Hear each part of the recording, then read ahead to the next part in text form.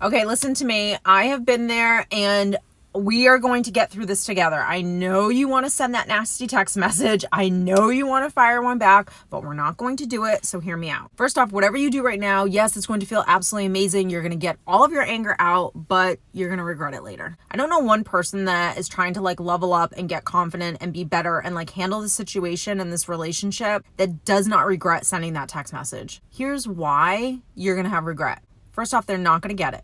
If you think that this message is going to actually get into the brain and like seep in there and they're going to see everything and they're going to have these huge epiphanies, apologize or do the right thing, not going to happen. You might regret it because you realize that you're needing this person to like change in order for you to feel okay. You need them to see it. And that's just coming from a desperate person. That's just coming from a person that doesn't have the confidence to not need this person to do or change anything.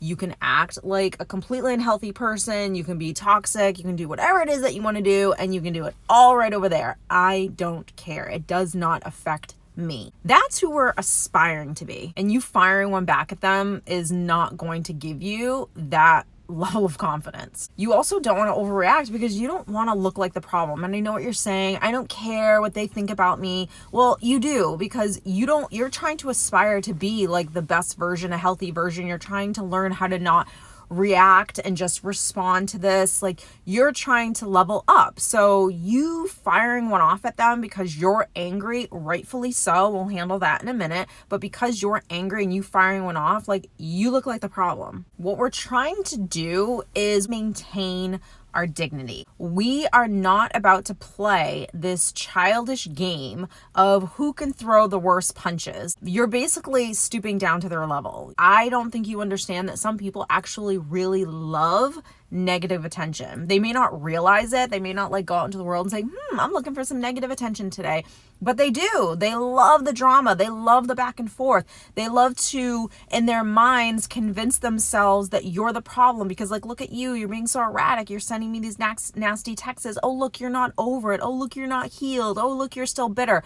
That's what we don't want to have happen. We want to be a dignified, healthy human being that says, look at you being completely immature and erratic, or look at you being selfish or whatever, and just like letting that go. Letting that person play in the corner with their crazy marbles and have them be completely dysfunctional. That has nothing to do with you, nor should you be reacting to it, especially when you know why they're doing what they're doing. When you keep your cool, when you handle this situation the way you want to handle it, that's where you look back and you go, damn, I did such a good job. It's always going to be when you're reactive that you're like, oh, they got to me. Like, I responded in that way, or I was erratic, or I did this, or I got pissed off and they saw it and now I regret it.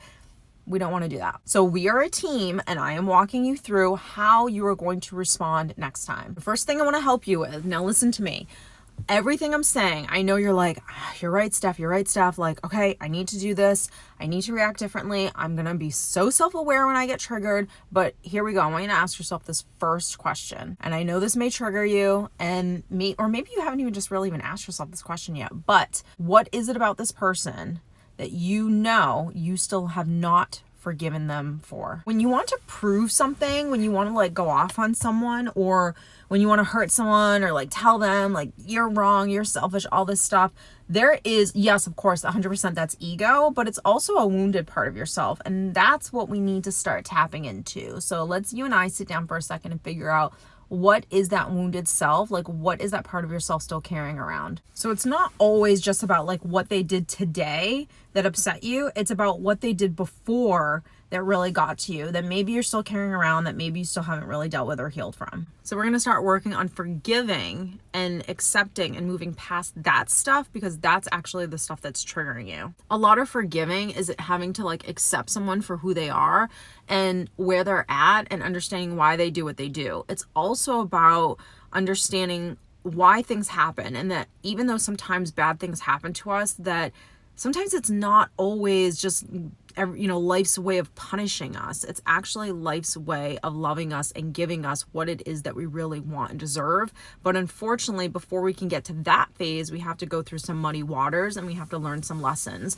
So a lot of the times why people betray us and not treat us right or leave us is not because we're undeserving. It's not because there's something wrong with us. It's because we needed to learn something that we hadn't learned before. Maybe it was to raise our standards. Maybe it was to be healthier within ourselves. Honestly, it's probably a combination of all those things, but there's something that you are learning right now that you may not see it, you may not understand it, but you are learning it, that's going to help you to get to that next level, to have the things that you really want to have. The biggest thing I can tell you that will really help you when you just want to fire one back is you absolutely have to learn how to pause, because pausing will allow you to respond differently. So going forward, you are going to start pausing when you start to feel yourself getting heated, upset, like, oh my God, I want to cry, like whatever it is, you're going to start pausing, because pausing allows you to start, it allows that parent to come forward and for you to really start taking care of yourself, rather than just like letting your emotions take over and just get angry and pissed off and triggered, and then just letting that carry you into whatever it is that you do next, which is always going to be what you shouldn't be doing. So listen to me. I want you to watch this again. I want you to have patience with yourself in this process, because what you're trying to do is not easy, because you're trying to like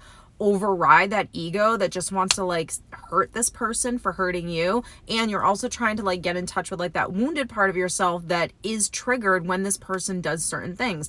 Those two things are not things that are easy to do, especially when you've never done them before. Like, you're human, you are going to be triggered, you are going to have an ego, you are going to be wounded at times. Like, you are just learning how to be more self-aware of these parts of yourself so you can respond differently. The pausing will allow you to start slowing down so you can do something different than you've done before. I hope this video gave you kind of like the 1, 2, 3 guide. I hope it gave you the little like inspirational pep talk, motivation, all that good stuff that I know you need. Watch it again and again. Tag some people down below that you know are struggling with these things.